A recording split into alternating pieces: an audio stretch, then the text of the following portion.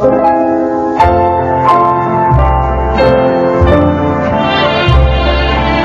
kaibigan, sa araw na ito, inyong maririnig ang kwento ng isang ina na takot sa pakikipagsapalaran tungo sa dagumpay. Siya ay si Aida. Takot ako sa mga pagsisikap na walang katiyakan sa lungsod. Siguro'y dahil nakikita ko ang naging resulta ng pakikipagharimulan ng aking mga kalugar para sa kanilang mga anak.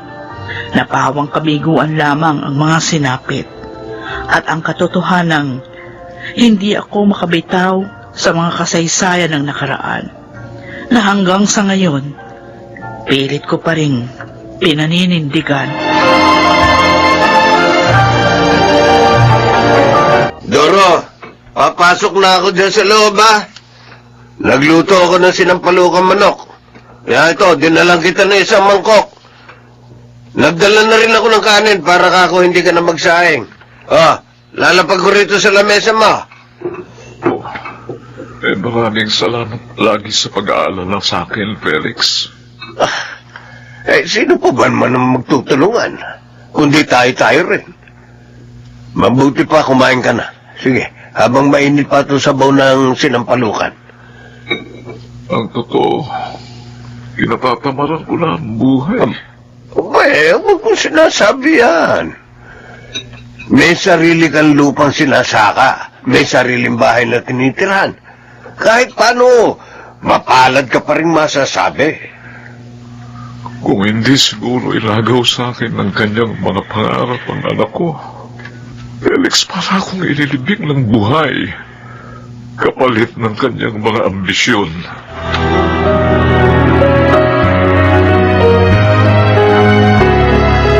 Helen, ang sabi ko'y mamitas ka na ng mga kalamansi ibebenta natin sa bayan.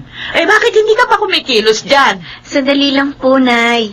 Inaayos ko lang po itong mga requirement ko na kakailanganin ko para sa pag-a-apply sa kolehiyo sa Maynila. Ano ka mo? Anong sinabi mo? Luluwas po kasi kami bukas ni Levi, papuntang Maynila. Mag-a-apply po kasi kami sa isang kolehiyo doon, kung saan naroroon yung mga kursong gusto namin. Software engineering po kasi ang gusto kong kunin, Nay. Hindi ba sinabi ko sa iyo sa trade school sa bayan ka mag-aaral ng vocational? Po? Narinig mo ako, ha, Milen? Sa trade school ka magpapa-enroll sa pasukan.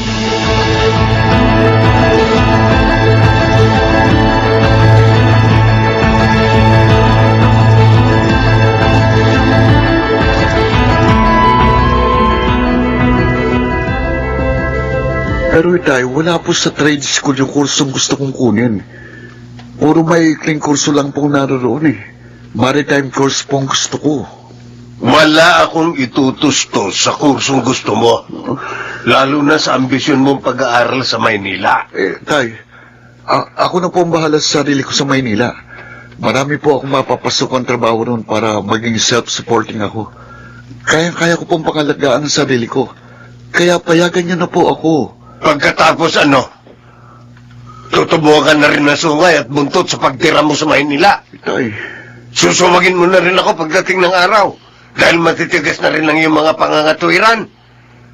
At ang pinakamasaklap ang pwedeng mangyari, kalilimutan mo na ang ugat ng iyong pinagmulan.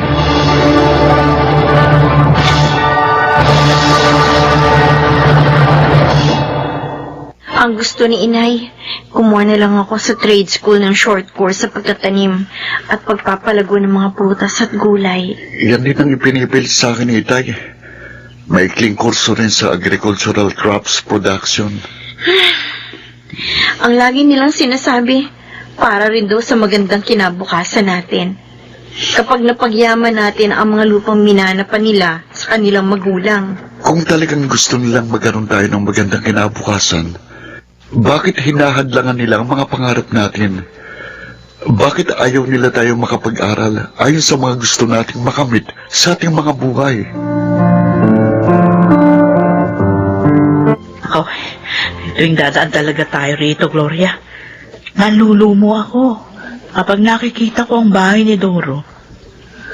Pinangangatawa na nga kasi niya yung kalungkutan. Tignan mo, oh. Ang dilim sa loob ng kubo niya. Mano man lang magsindi, kahit isang kandila, para naman lumiwanag siya doon sa loob. Ewan ko ba naman sa taong yan? Pati ka mo yung bukid niya. Hinayaan na niya nakatiwangwang. Puro damon ligaw na nang huli ko makita. Ay, sayang na sayang yung lupa. Kung tinamnan niya yon, o di sana kasabay natin siyang aani ngayon. Ay, nawala na nga kasi siya ng gana sa buhay. Buhat nung magpunta sa Maynila yung anak niya para raw mag-aral. Kung bakit naman kasi yung bata na yon mula nung umalis, abay, hindi na nasilip ang ama.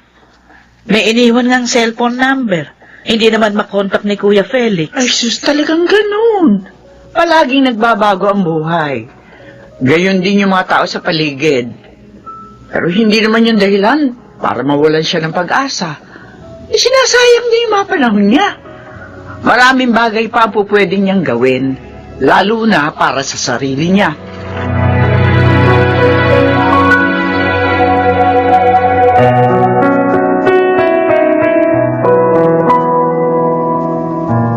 Doro, ako uli ito.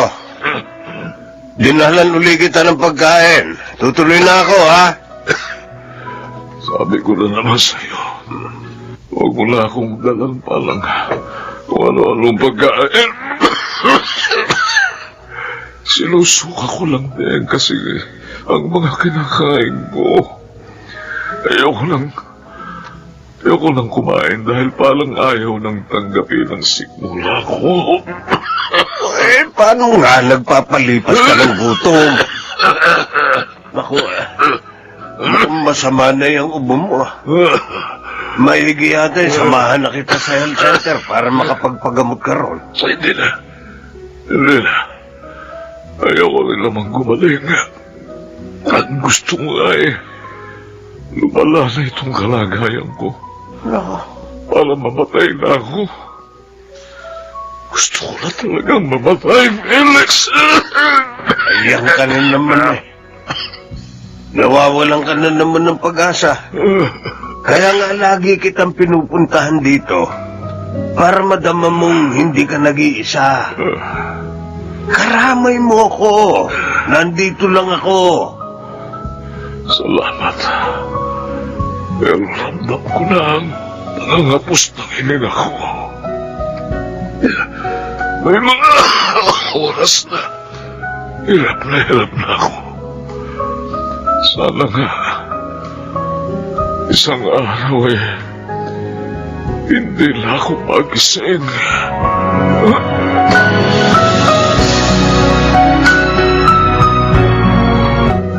Akin na sabi yung mga papel na yan, Milen. Ibigay mo sa aking lahat. Hindi ako nagbibiro. Pupunitin ko lahat ng mga yan. Kapag nagpilit kang lumuwas ng Maynila ngayon. Pero Nay naman ngayon po yung huling araw para makapag-submit kami ni Levy ng requirements doon sa universidad na pinag-a-applyan namin. Kung hindi po kami makakalmas ngayon, sayang naman po yung magandang pagkakataon na yun. Sasabihan ko si Kuya Felix, hindi kayo dapat makaalis ni Levy. Nay! Alam ko naman po kung ano yung kinakatakot ninyo Yung mawalan kayo ng taga-tanim at taga-ani ng mga kalamansing, sabi nyo nga, pinagkukunan natin ng kabuhayan simulat sa pool. Pero Nay, gusto ko po maging isang software engineer. Gusto ko po maranasan ang pag-unlad ng teknolohiya, ang pag-unlad ng mundo. Ako ang pakinggan mo, Milen. Dito sa lupang ito na kinatatayuan mo, nandito ang mga pangarap ko para sa iyo. Kaya huwag mong alisin sa akin ang pag-asang yun.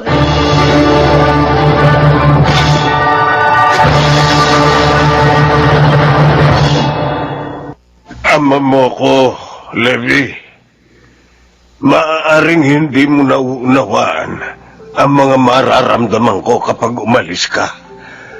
Dahil mas matimbang sa iyo mga pangarap mo. Itay, kasama ko po kayo sa mga pangarap ko. Kahit kailan, hindi po ako nagplano para sa sarili ko lang. Hindi ko po pwedeng baliwalayin ang inyong mga paghihirap sa pagpapalaki sa akin. Pero paano kung nahuwili ka na rin sa buhay lungsod. At hindi ka na bumalik din eh.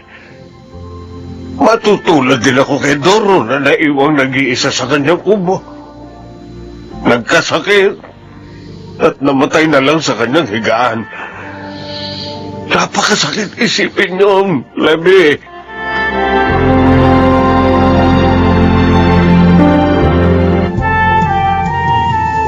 Alam mo, Aida, nang pumasa ang anak ko sa isang scholarship program sa Canada, nakaramdam ako ng tuwa para sa kanya. Pero, nakaramdam din ako ng lungkot para sa sarili ko. Kasi nga napalayo siya sa akin na malayong malayo. Pero naisip ko rin sa huli, may pangarapan ako para sa kanya. May pangarap din naman siya para sa kanyang sarili. Ako'y natatakot pa rin sa maaaring kahinatnan niya sa Maynila. Lalo na't babae siya. Pero dapat di natin tanggapin. Hindi tugma ang mga pangarap natin para sa ating mga anak, Aida. Kailangan nating kilalanin ang mga gusto nilang marating sa kani-kanilang mga buhay. Hayaan nating mahanap nila ang mga sarili nila.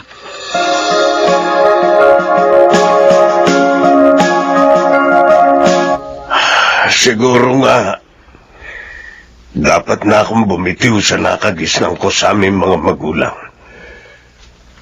Nasa lupa lang na ito umiikot ang buhay. Nalimutan kung maaaring dito man magsimula ang iyong mga pangarap. Pero maaaring hindi naman dito magtapos. Tay, pinapayagan niyo na po akong lumuwas ng Maynila. Po, May extension pa naman doon sa ina-applyan yung Universidad ni Milen, di ba? opo. Kaya makakahabol pa po kami ni Melen. Sige. Bukas ng umaga, ihahatid namin kayo ng tiyang Aida mo sa terminal ng bus na papaluwas ng Maynila. Maraming salamat po, Itay. Pangako, wala pong magbabago sa pagitan ng mga pangarap ko at pagmamahal ko sa inyo. Para po sa ating dalawang lahat ng pagsisikap na gagawin ko.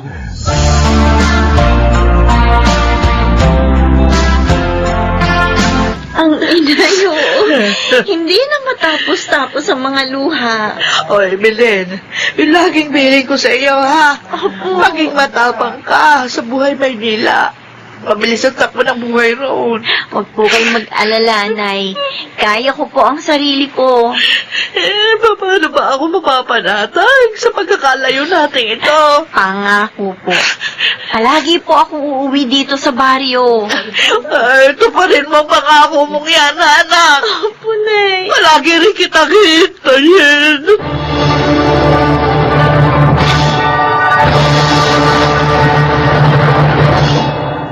Sino nga ba ang hindi sumusubok sa buhay na walang katiyakan? Pero ang tiyak, lahat tayo ay may pangarap para sa ating mga mahal sa buhay. At dapat nating tingnan ang mas malawak na mundo para sa ating mga anak. Para sa kanilang mga sariling pagkakakilanlan. Para sa kanilang mga sariling layunin. Nagulat nga ako sa naging mabilis na takbo ng panahon. Huling semester na pala ni Milen sa software engineering. Naghahanda na siya sa kanyang pagtatapos. Tulad ni Levi, na nasa kanyang on-the-job training na rin sa kanyang maritime course. Ngayon ko nauunawaan ang kahalagahan ng kaisahan ng damdamin ng isang magulang at ng isang anak sa pagtupad ng mga layunin. Ako si Aida, at ito ang aking buhay. Ang mga pangarap ang nagtutulak sa atin upang humubog ng isang buhay na may direksyon dahil sa kagandahan ng mga ito. Nagsisimula ang isang magandang kinabukasan. Makarag Sigalap, Chiquit del Carmen Amor, Susan Robles, Lionel Benjamin, Phil Cruz, June Ligaspi, at Rosana Villegas sa papel na Aida. Naglapat ng angkop na tunog Jerry Mutiang, sa musika Buboy Salonga, Supervisyong Teknikal, Eric Lucero at Bong Muyar. Creative Consultant, Phil Cruz. Production Assistant, Anching Cruz. Ito'y mula sa panulat ni Sel Barlam. Sa direksyon, June Martin Legaspi at Maynard Landicho Jr. Ito ang aking buhay.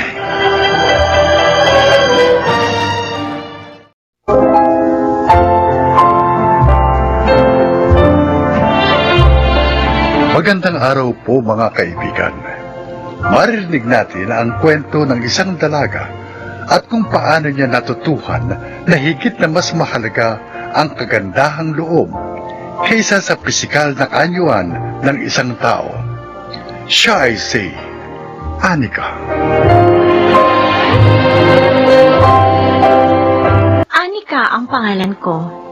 Pero ni minsan, hindi ako tinawag ng mga nakakakilala sa akin sa totoo kong pangalan. Dahil ang tawag nila sa akin ay Pango. Kaya mula nang nag-aaral pa lang ako, sinabi ko na sa sarili ko na pagdating ng panahon, magpapa-nose job ako at ipakikita ko sa kanila na higit akong maganda kaysa sa kanila. Ano sa tingin mo, Hana?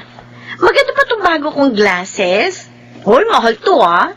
This is what you call transition glasses. Umiitim ito kapag mainit. Parang nagiging shades. Tapos may anti-blue light din to para maprotektahan ang eyes natin from the radiation. Ah, okay. Maganda. Gusto ko rin yan. Dapat pinalagyan mo ng tali, Anika. Ano? Sabi ko, dapat pinalagyan mo ng tali ang salamin mo. Bakit? Para hindi malaglag. Kasi wala kang nose bridge, oh. Oy, Bal, ano ba? At least, ako, nose bridge lang ang problema ko. Eh, ikaw, ang baho ng hininga mo. Ew! Ang may imburnal. Ano sinabi mo? Oo, huwag ka nang kumibo kaya. Totoo na, naman yung sinabi ko eh. Tama na kayong dalawa. Magsisimula na naman kayo eh. Talo niyo pa yung mga teenager kung mag-ukrayan. Umilas nga kayong professional. Nasa trabaho tayo eh. Ha? Mga disente naman kayong tao. Wow! Akala mo naman kung sinong napaka-prim and proper mo. Pero pwede mo pang ibalik yan sa paggawa ng salamin, Anika. Para naman huwag malaglag. Sayang yan. Bal, ano kung ba, di ka ba titigil? Oo na. Alam mo, manda ka sa akin, Bal, ha? Kapag naipaayos ko tong ilong ko, talagang huyo ka sa akin. Ha?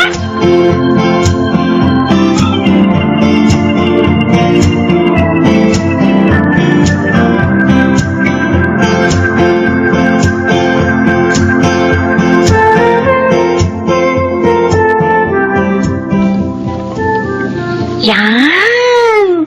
Nakapaghulog na ako sa savings account ko. Konting-konti na lang, makakapagpaayos na ako ng ilong ko. Anika? Ma, bakit? Juan, may pera ka ba dyan? Ho? Bakit? Hira muna ako.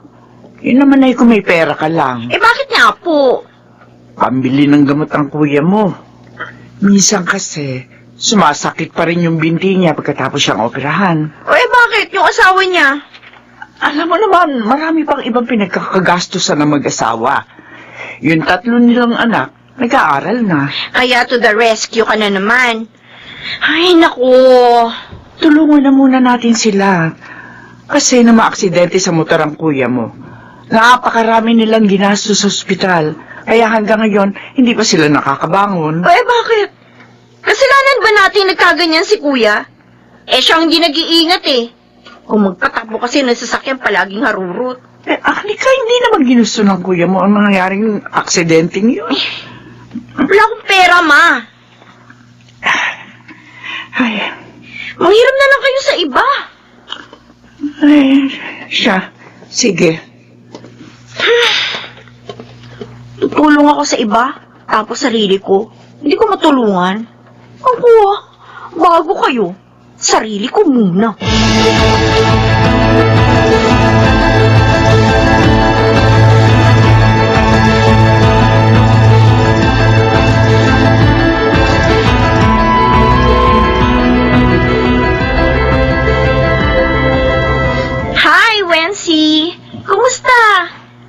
ka na ba? Baka naman you need more rest pa. Oo, ayos na ako, Anika.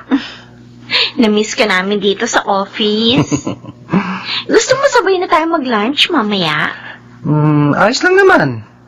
Sabay din kami ni Bal eh. Sama ka na lang sa amin. Ay, sige, huwag na. Kami na lang ni Hana ang kakain together. Ay, siya nga pala. If you need help sa mga backlogs mo sa trabaho, nandito lang ako. And I'm willing to help. Sige. Salamat, Anika, ha? You're welcome in advance.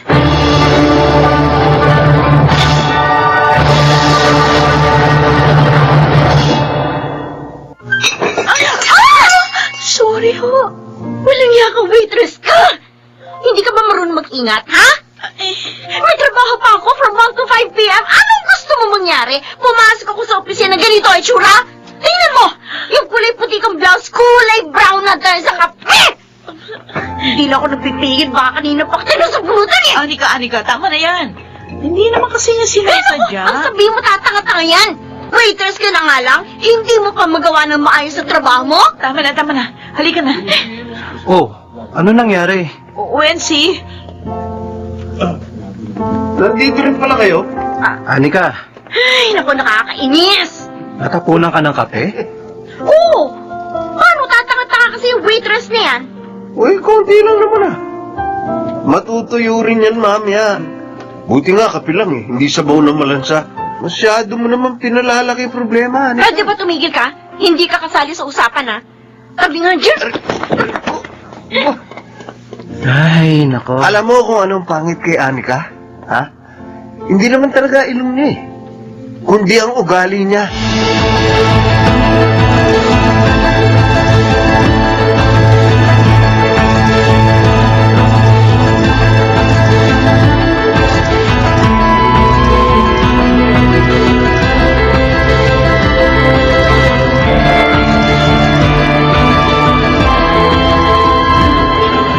Anika, Oh, bakit kuya?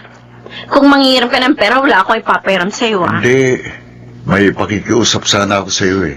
Ano yun? Magpapacheck up kasi ako bukas. Sasamahan ako ng ate mo. Eh, total, Sabado naman, baka pwedeng ikaw munang magbantay sa mga pamangkin mo. Ayoko. Anika, Ang kukulit ng mga anak mo, kuya. At saka tiyak, pipila kayo sa klinik. Eh, baka abutin na naman kayo ng hapon. Rest day ko bukas. At gusto ko mag-rest. Ayoko ma-stress. Ako na lang, Ronel. Oh, ayan naman pala ang Wonder Lola eh. O, maiwan na kita, kuya. May lakad pa ako. Ronel, ma, pagpasensyahan mo ng kapatid mo, ha? mula nung bata pa siya, hindi na nagbago si Anika. Kapag ayaw niya. Kapag gusto niya. Ewan ko ba kung bakit ganyan siya? Parang wala man lang malasakit sa ibang tao. Siguro ho dahil sa mga pangungot niyang naranasan niya noon. Bata pa lang, tampulan na siya ng tukso. Madalas tinatawag siyang ampon kasi ibang mukha niya sa amin eh. Naging manhid siya para protektahan ang sarili niya sa mga masasakit na salitang sinasabi ng ibang tao sa kanya. Pero nawala naman siya ng pagpapahalaga sa mga taong tanggap siya. Kahit sino man siya at anuman ang kanyang itsura. ha? Anong sabi mo, Anika? Sabi ko, I have saved enough money. Kaya magpapayos na ako ng ilong ko. Nag-file na ako ng leave. Ganon? Oh, Okay. eh bakit parang hindi ka malang excited for me, girl? Okay lang ba sa'yo kung magiging honest ako? Oh, oo naman. Bakit? Ano ba gusto mo sabihin? Alam mo, nung first time kitang nakita, ang first impression ko sa'yo, matalino at dissenting tao. Ay, totoo naman. Di ko napansin na may problema yung ilong mo eh. Kahit na nung matagal na tayo magkasama, hindi ko nakikita na ang ilong mo bilang kapintasan. Kasi naman, mababa ang standard mo sa beauty, girl. Nung tumatagal at lalo na kitang nakikilala, Alam mo kung anong na-realize ko? Masyado ka nakatutok sa physical mong itsura. Kaya hindi mo nakikita, nagiging pangit ka na. Dahil sa pag-uugali mo. Sa pakikitungo mo sa ibang tao, sa pagsasalita mo. Hana? Kahit na hindi ka magpa-nose job, maganda ka. At mas gaganda ka kung magiging sensitibo ka sa mga binibitiwan mo salita at sa pakikibagay mo sa ibang tao. Kaya kung ako sa'yo, yung libo-libo mong naipon para sa pagpapagawa ng ilong mo, gamitin mo na lang sa mas makabuluhang bagay at ang pag-aksayahan mo ng panahon, ang pagsasaayos ng relasyon mo sa ibang tao, sa pamilya mo. Yun ang mas mahalaga, Anika. Ang katawan natin, kapag tayo namatay, kahit gaano pa kaganda, uuurin lang naman. Pero ang ugali natin, ang mga nagawa at nasabi natin sa kapwa, yun ang habang buhay natitimo sa kanilang puso at alaala.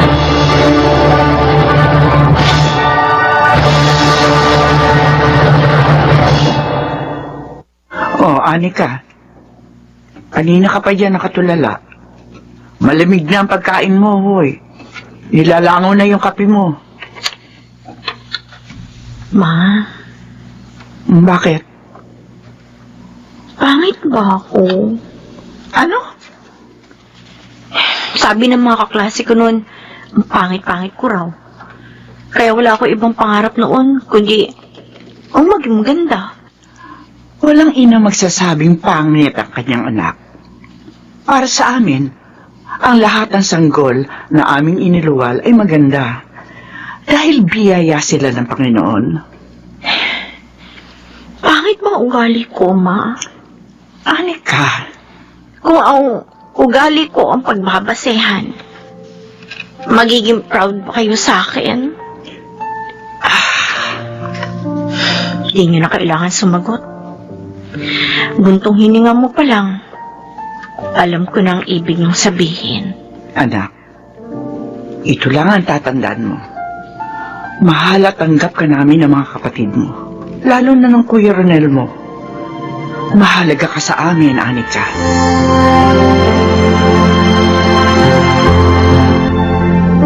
Ano to? Bagong sofa at bagong TV? Ayos ba, Kuya? Akala ko sa ibang bahay ako nakapasok eh. Gula-gulanit na yung sofa natin, kaya sabi ko, mas mabuti pa bumili na ng bago. Ayos. Makakapanood na ako ng basketball. Matagal na palang sira yung TV natin eh. Hindi kayo nagsasabi sa akin. Plano sana naming maghahati ni Mama para makabili eh. Mula ngayon, kapag may problema dito sa bahay, sabihin niyo na lang sa akin, Kuya. Hmm? Baka makatulong ako. Ha? Ay, siya nga pala, oh. Eto, konting halaga lang yan. Ha? Gamitin mo na yan sa susunod mong check-up. Naku. Kumusta na nga pala yung binti mo? Makakalakad ka pa rin ba ulit? Kailangan lang ng therapy. Salamat dito, Anika. Malaking tulong ito. Kuya, pasensya ka na ha. Mula ngayon, susubukan kong mas maging mabuting tao. Alam kong mahirap, pero alam ko, kaya ko. Dahil naririyan kayo.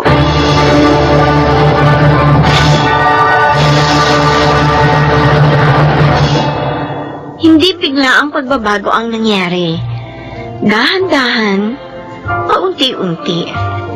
Hanggang sa mas naging aware na ako sa ugali ko at sa perception ng ibang tao sa akin. From selfish, sinusubukan ko na ngayon maging selfless. Tama si Hana. Hindi ang panglabas na kaanyuan ang problema ko, kundi ang aking pag-uugali.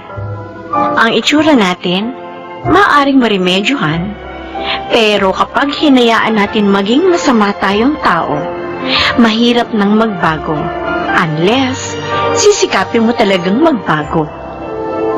Ako po si Anika, at ito ang aking buhay. Ang tunay na kagandahan ay nakikita sa kung gaano kabusilak ang puso ng isang tao.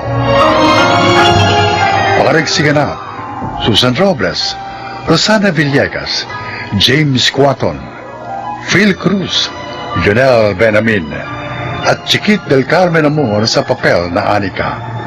Naglapat ng angkop na tunog Jerry Mutia, sa musika Buboy Salonga, supervisyong teknikal Eric Lucero at Bong Puyar. Sumulat ng ating kasaysayan Rita Labano, sa direksyon June Martin Legaspi at Maynard Landicho Jr. Ito ang aking buhay.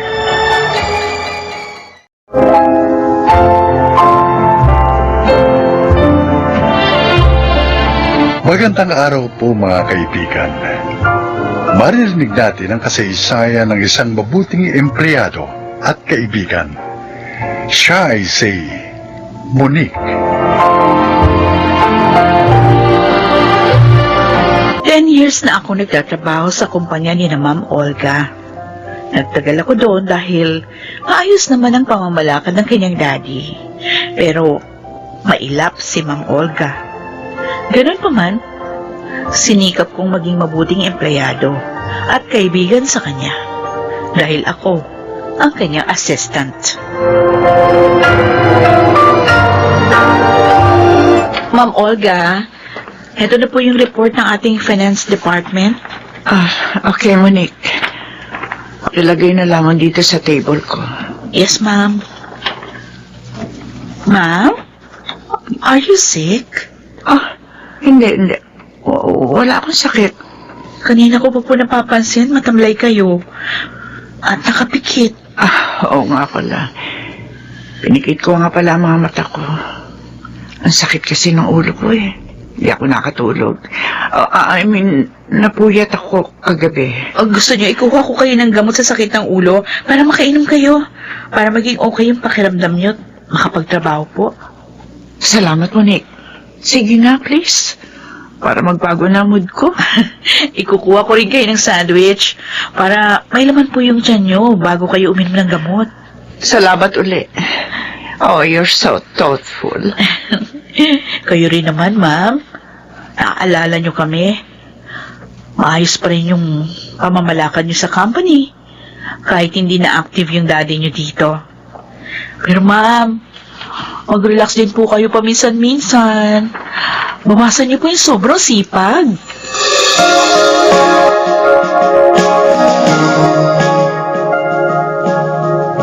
Ma'am Olga, nabusog po ba kayo? Busog na busog, Harold. Masarap ka pala magluto, Salamat naman po kung nagustuhan niyo luto ko. Ay naku ma'am, talaga pong masarap magluto ang asawa ko. Sa kanya nga po ako natuto. Talaga? Opo. Kaya pag maluwag po yung schedule niya, siya ang cook dito. Willing-willy ho si Monique sa luto ko, ma'am. Tignan niyo ang taba niya. Oy, lahat tayo mataba, ano? Pati yung dalawa nating anak. Alam mo, natutuwa ako sa pamilya niyo. Abay, dapat pala, nang pa ako nagpunta rito. Hindi bale. Ngayon, alam ko na kung paano ako marirelax. Lagi akong pupunta rito.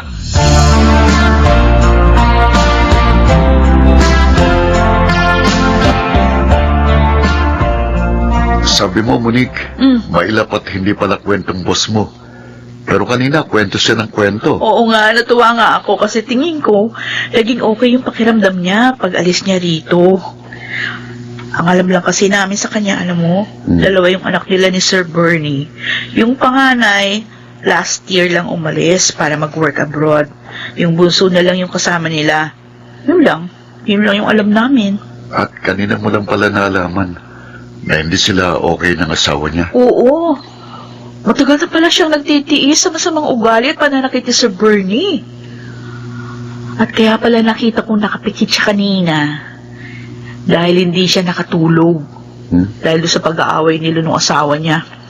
Ay, naku, kawawa naman siya.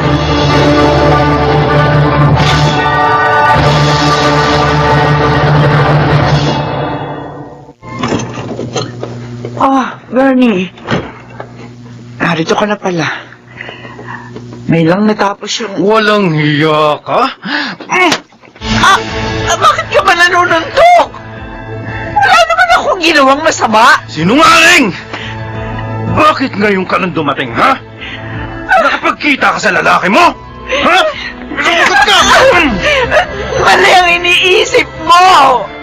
Wala akong lalaki! Daddy, bakit sinasaktan niyo na naman si Mami? Manloloko ang mami mo, Angelica! May lalaki siya! Yun ang dahilan kaya madalas siyang gabihin ng uwi! Tulad ngayon! May meeting kami! Hindi na lang yun natapos. Tama po si Mami. Narinig ko sinabi niya yun sa atin kaninang nag-aalmusal tayo. Huwag mong ipagtatanggol ang mami mo, ha? Pinagtutulungan niyo pa ako! Daddy! Bakit ka ba nagkakaganyan, Bernie? Maraming taon na tayo mag-asawa. Wala ka namang napatunayan sa mga binsang mo sa akin.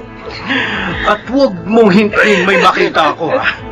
Dahil kapag nangyari yun, papatayin kita! Daddy!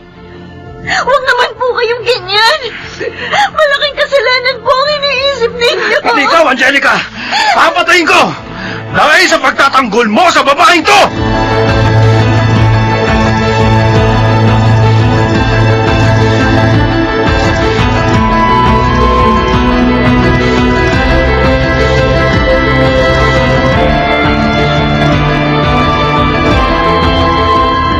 Ma'am, kung gusto niyo, ako na lang makikipag-usap sa bisita natin. Anyway, alam ko naman yung concern niya. Para hindi na ho kayo mahirapan pa. Salamat, Monique. Talagang hirap ako itago ang mga pasako. Sinaktan na naman po ba kayo ni Sir? Tulad ng dati.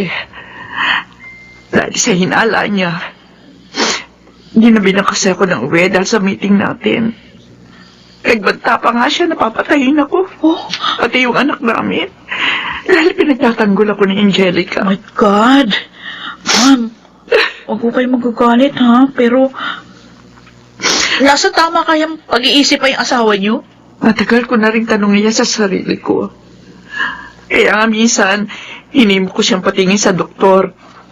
Pero nagalit siya. Sinaktan ako. Kaya hindi ko na siya kinausap patungkol doon. Pero ma'am, hindi po pwede magtiis na lang kayo. Lalo po't binabantaan yung buhay niyo. Ma'am, kung sabihin niyo kaya ito kay Sir Tony, sa daddy niyo. Ayoko na magsalita pa kay Daddy. Ha? Matanda na siya. Ayoko na problemahin niya ako. At isa pa siya ang pumilit sa akin. Napakasal kay Bernie.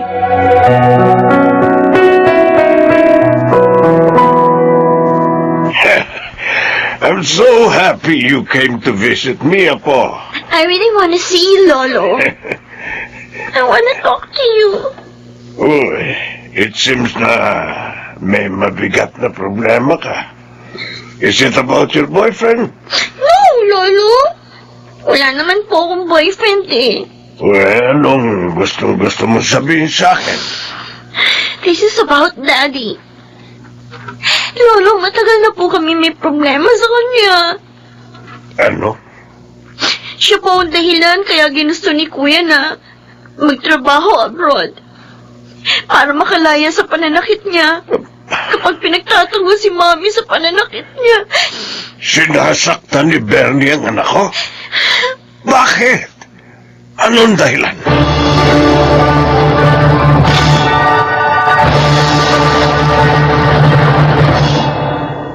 Gusto mong bukas na lang tayo mamasyal ng mga bata? Oo. Bakit? Ano ba gagawin mo ngayon? Pupunta ako kina Ma'am Olga. Dadalawin ko. May sakit ba boss mo?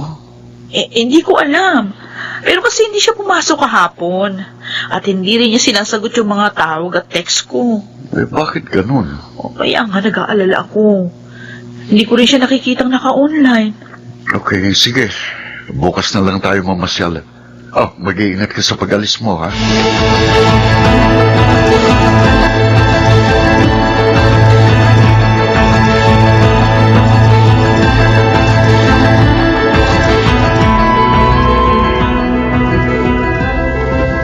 Bakit po ba kayo nagagalit sa amin, Daddy? Wala naman po kaming kasalanan ni Mami. Alangawa mo na, Bernie. Huwag mong idamay sa galit mo sa akin si Angelica. Pinagtutulungan niyo ako mag-ina, ha? Niloloko niyo ako. Akala niyo, maloloko niyo ako, ha? Nagkakamali kayo. Daddy! Kaya ako kayo itinulong sa bahay na to. Hindi kita pinagtataksilan! Tumigil ka! Bago niyo akong tuluyang may bagsak, papatayin ko na kayo! Huwag niyo kami niyo, Daddy! Mama kayo! Pamilya mo kami, Benny! Anak natin si Angelica! Hindi ko siya anak! Anak mo siya sa ibang lalaki! Kaya magkakampi kayo! Diyos ko! Akala mo, hindi ko alam? Matalino ako! Hindi ako tulad ni Papat na napaliw dahil sa pagtataksil ni Mama!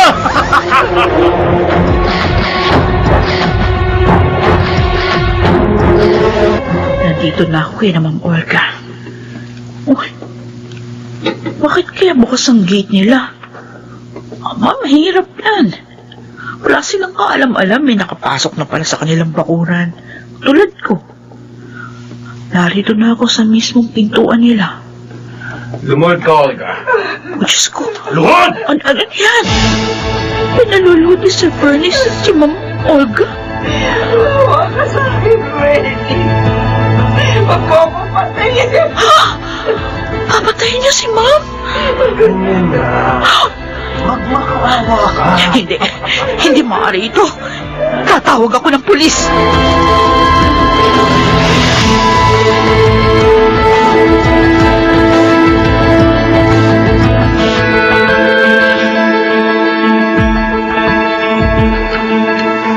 Patawarin mo ako, Olga.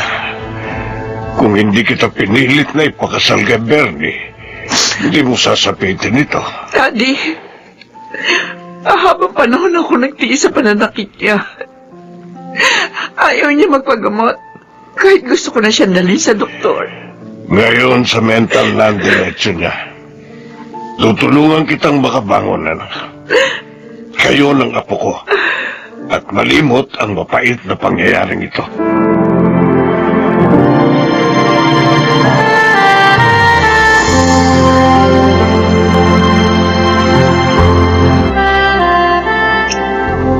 Maraming salamat sa iyo, Monit.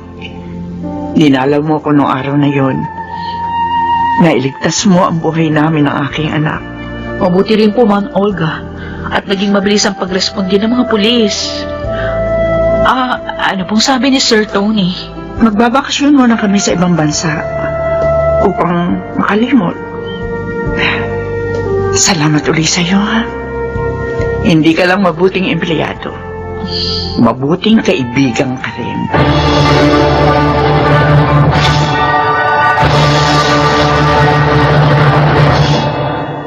Kina Ma'am Olga pa rin ako nagtatrabaho. At dahil sa pangyayaring yon sa buhay naming lahat, lalong naging magkaibigan ang aming pamilya. Ako po si Monique, at ito ang aking buhay. Mapalad ang taong mabuting kaibigan. Sa kanya'y di ipagkakait ang magandang kapalaran. Makaragsiganap, Susan Robles, Phil Cruz, Chiquit del Carmen Amor, James Cuaton, Yunel Benamin at Rosana Villegas sa papel na Monique. Naglapat ng angkop na tunog Jerry Mutiao, sa musika Buboy Salonga, supervisyong teknikal Eric Lucero at Bong PR, creative consultant Phil Cruz, production assistant Anching Cruz. Ito'y mula sa panulat ni Telma Corporal Alcantara, sa direksyon June Martin Legaspi at Maynard Landicho Jr.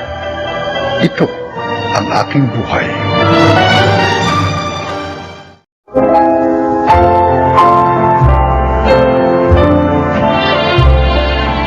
Ngayong araw na ito, maririnig natin ang kwento ng buhay ng matalik na magkaibigan at ang isang malaking pagsubok na magkasama nilang hinarap.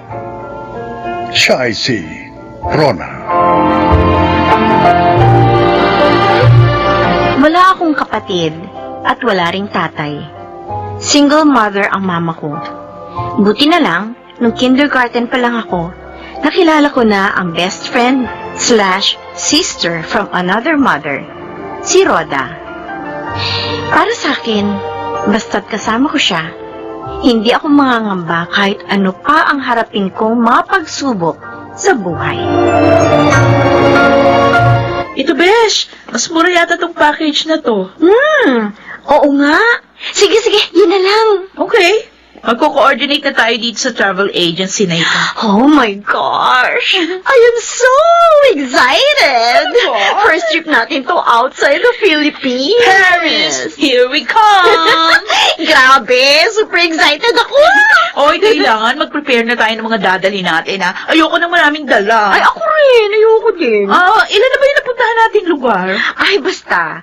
We've been to all the regions of the Philippines. Oo nga. Magastos ha, pero ang sayo kaya mag-travel. Ayo. Kaya hanggang sa tumanda tayo, ha? Mag-travel tayo na mag-travel. Gusto kong ikutin yung buong mundo. Para saan pat nabuhay tayo? Kung hindi naman natin makikita ang ganda ng planet Earth natin, di ba? Tama ka dyan. Kapag may asawa na tayo pareho, iiwan lang natin sa kanila yung mga anak natin para makapag-travel pa rin tayo. Oo nga. Baka isipin nila, nag-asawa lang tayo para makakuha ng magbabantay ng bahay at ng mga bata para sa atin. Well, take it or leave it. 6 months pa! 6 months pa ang hihintayin natin. Naku! Kung pwede lang hilahin ng araw para makita na natin ang Eiffel Tower!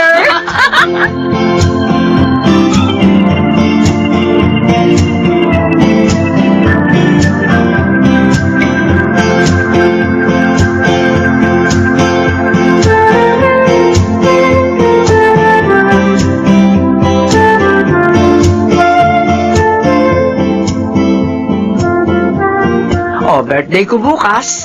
Imbitahin mo si Rhoda, ha? Siyempre naman, mamita. Hindi siya mawawala. Tapos, after a week, siya naman na magbe-birthday, di ba? Opo.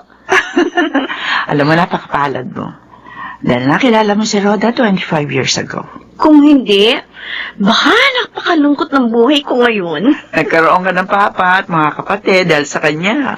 Paano naman kasi? Sabi ko naman sa'yo, ma, pwede ka naman mag-asawa uli. Ayaw mo naman. Para saan pa? May anak na ako. Ikaw lang, sapat na. Yay! Mamaya niyan, makakuha pa ako ng lalaking tarantado. Di nasira pa buhay natin. Sa bagay, masaya naman tayo kahit tayong dalawa lang dito sa bahay. Siya nga pala. Samahan mo ako mag-grocery ng mga lulutuin bukas, ha? At gagawa rin ako ng paborito ni Rhoda na potato salad. Naku! Tiyak, matutuwa na naman yun. Happy birthday ulit, Mamita. Salamat sa pag-imbita sa amin dito. Nilulook forward ko po talaga ang birthday niyo, tita. talaga. Kasi dito lang ako nakakakain ng ganitong mga pagkain eh. Ay, ano, gusto mo ba dito ka na tumira, Josh? Hindi, mag-isa na lang ako sa bahay. Pauwiin mo na kasi yung asawa mo. Ano pa ba ang pinagkakagastusan nyo? At todo, trabaho pa rin siya sa abroad. Paano? Itong panganay niya, puro pagka-travel ang inaatupan. Oy, grabe si Papa, oh. Nagbibigay niyo naman ako kahit pa paano sa inyo, ah. Oo, nagbibigay ka. Pambili ng sabon na shampoo mo.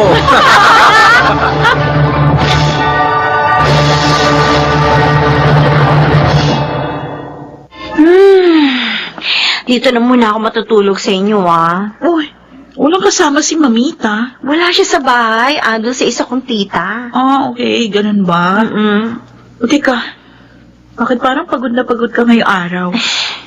Ongoing kasi ang annual audit namin, kaya nakaka-stress.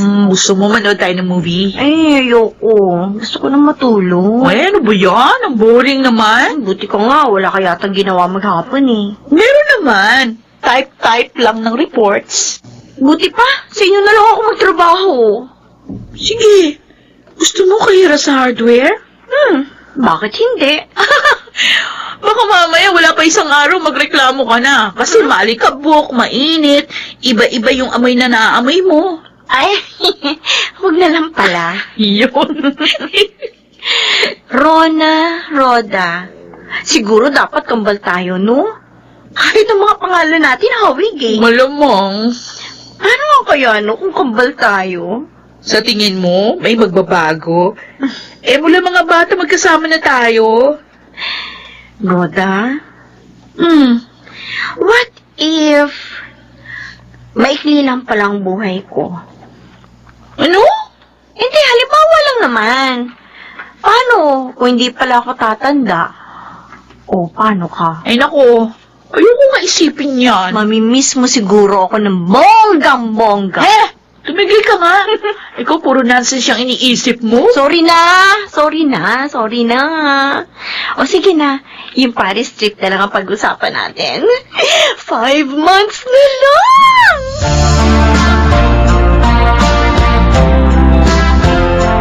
Nasaan na ba itong si Rona? Kanina ko pa tinatawagan yung cellphone niya. Bakit hindi niya sinasagot? Hi, Mamita! Bakit hindi mo sinasagot yung cellphone mo? Ah? Wala naman ako naririnig na nag-ring ah. Teka, asan yung cellphone ko? Hala! Naiwan ko yata sa office, ma! Teka, babalikan ko! Wag na. Mag-drive ka, alis tayo. Saan tayo pupunta? Sa ospital. Ospital? Bakit? Si Roda, itinakbo sa ospital. Tumawag sa akin ng papa niya kasi hindi ka nga nakukontak. Oh my gosh! Tara na, ma! Tara na! Bilisan natin!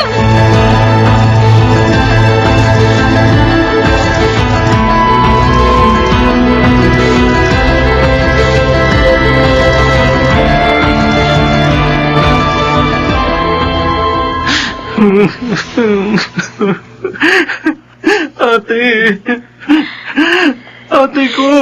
Ana, Josh. Walang mangyayaring masama sa ate mo. Ate Rona, hindi na siya umihinga nang nakita ko siya sa kwarto niya. Nakahandusay siya sa sahig. Nahimatay lang siguro siya. Paano kung hindi na bumalik ang pulso niya? Hindi yan mangyayari. Matapang ang ate mo. Kayang-kaya niya masurvive ito. Teka, nasaan na ba yung doktor? Rona, Papa, ano nangyari? hindi ko alam. Wala naman siyang dinaramdam kanina. Normal naman ang lahat. Kumain lang siya tapos sabi niya, pupunta siya sa kwarto dahil may ibibigay sa kay Diyos. Sabi niya kukunin niya yung binili niya sa akin na polo. Nasusutin ko sa job interview ko bukas. Matagal bago siya lumabas, kaya nainip na si Diyos.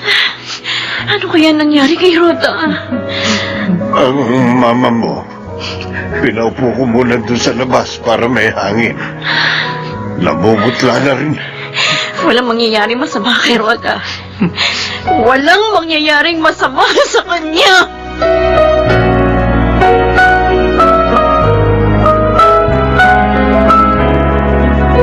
Ang pamilya ni Rhoda, Kami po, Dok, kumusta siya? humihingi po ako ng paumanhin. Bakit po? Ano nangyari sa anak ko? She didn't make it. No, Oh, hindi totoo yan. Patay na siya. hindi. Ang anak ko. Sinungaling kang doktor ka. Miss, Paano mamamatay ang isang taong wala namang sakit, ha? Nahimatay lang siya. Baka dahil anemic siya or anything, pero hindi siya pwede mamatay. I'm sorry po. Hindi! Sabihin mo buhay ang kaibigan ko, buhay siya! Ate Rona, Hindi maaaring mamatay si Rhoda! Hindi siya maaaring mamatay! tama na ate. Rosa. Huwag kayong umiyak! Hindi patay si Rhoda! Sinungaling ang doktor na to! Sinungaling siya!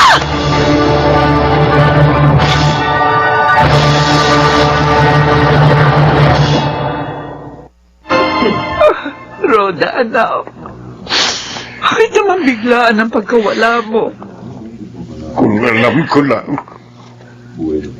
Kung alam ko lang.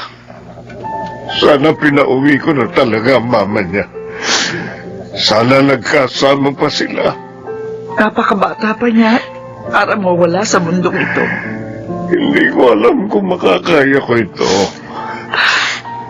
Hindi ko alam kung paano babangon at magpapatuloy sa buhay na wala ng panganay ko. Si Rhoda.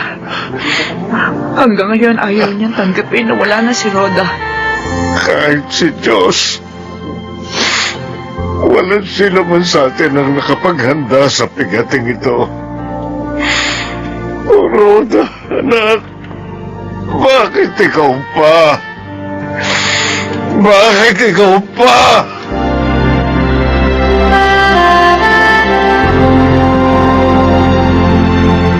Kaya ba nauna ka na? Dahil takot kang ako ang unang mawala? Joke lang naman yung tanong kong yan sa'yo eh. Masyado naman seryoso. Hindi naman kita basta-basta iiwan eh.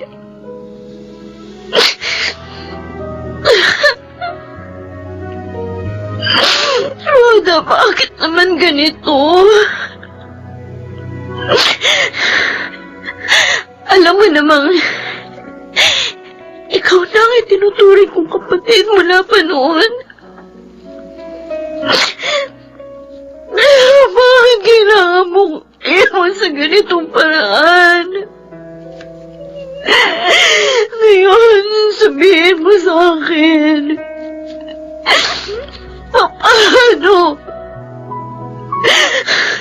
Paano ako muling mabubuo kung wala ka na? Paano?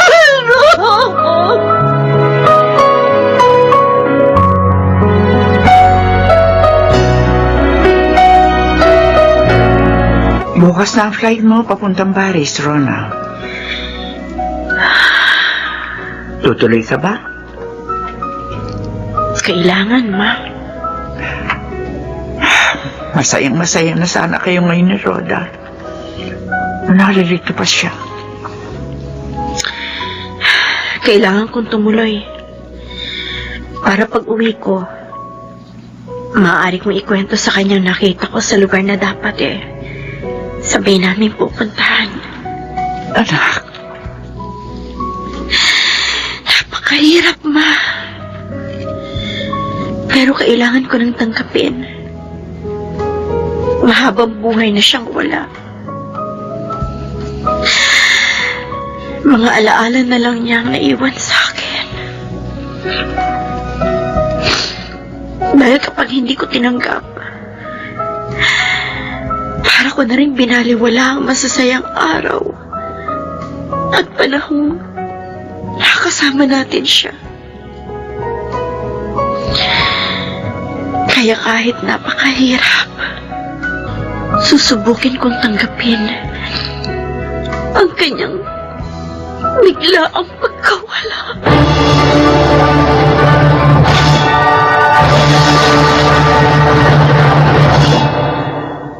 Dahil kay Rhoda, napatunayan kong napakaikli lang ng buhay.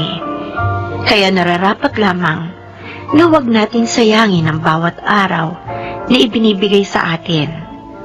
Dahil hindi natin alam, bukas o sa makalawa, hindi na tayo mabibigyan ng pagkakataong makita ang ganda ng mundo at makasama ang mga taong mahalaga sa atin.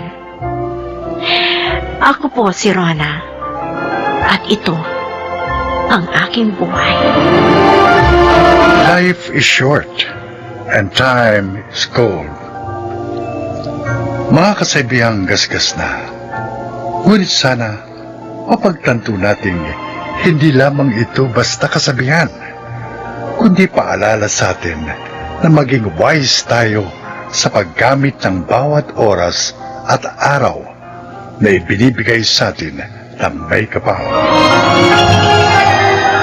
Mga nagsiganap, Rosana Villegas, Susan Robles, Lionel Benamin, James Quanton, Phil Cruz, at Chiquit del Carmen Amor sa papel na Rona. Naglapat ng angkop na tunog Jerry Mutiao, sa musika Buboy Salonga, supervisyong teknikal Eric Lucero at Bong Villar, creative consultant Phil Cruz, production assistant Anching Cruz. Ito'y mula sa panulat ni Rita Labano, sa direksyon June Martin Legaspi at Maynard Landicho Jr. Ito ang aking buhay.